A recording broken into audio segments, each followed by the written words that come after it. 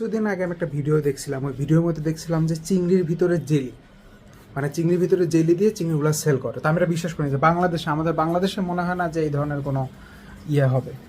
আজকে চিংড়ি কিনে আনার পরে আমি চিংড়ির ভিতরে আপনাদেরকে দেখাই জিনিসটা, দেখাও তো কোন কোন জায়গায় এই যে জেলিগুলো বের হয়। এই যে চিংড়িটা কাটতেছে,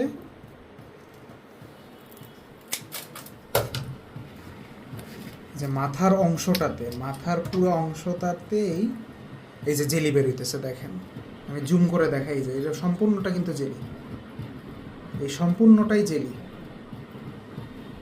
কি অবস্থা বাংলাদেশে!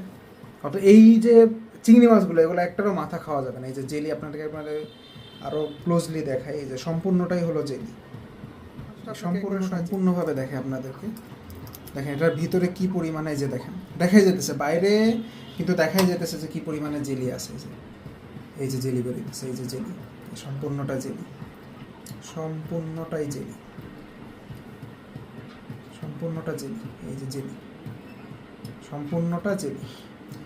আসলে মানে বলার কিছু নাই।